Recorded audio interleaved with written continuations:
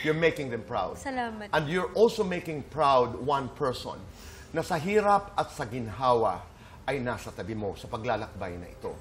Naitay Kapuso, to join us live, narito po ang lola ni Bianca, si Mama.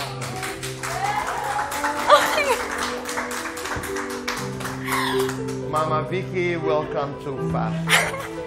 Hi, Mama! Hi. Good afternoon. Oh. Hi.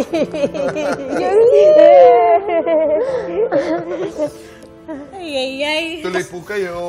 Kasali ko dito. Kasali po kayo. Dito po kayo umupo. Opo. Ay, ano ba ito? Sige po. Ayan, nakaupo na. Ayan. Magandang hapon po at welcome to the program. Ay, salamat.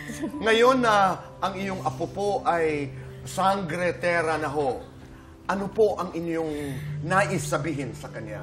Ay, gusto kong sabihin na sana'y lagi niyang matagumpayan ang kanyang mga ginaganap na papel.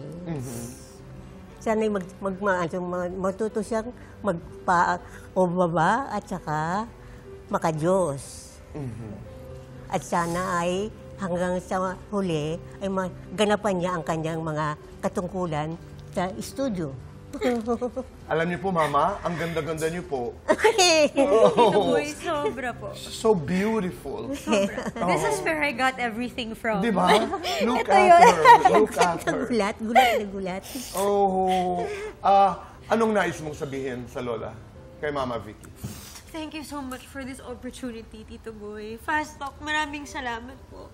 Napaiyak Mama. naman. Pinaiyak mo naman. This is my first time na makita nila na kakausapin kita in person. Lagi ang message ko sa'yo is through the cameras. And, Mama, I want to tell you na mahal kita. Ay, alam ko naman yun. At mahal na mahal din kita lalo. Gusto kong malaman mo at alam kong alam mo na lahat ng nararating ko ngayon ay para sa'yo. Ay, salamat. At lagi ko po sinasabi na ang buhay ko ay utang ko sa'yo dahil wala ako dito kung hindi mo ako inalagaan, kung hindi mo ako pinalaki, kung hindi mo binuhos sa akin ng pagmamahal mo.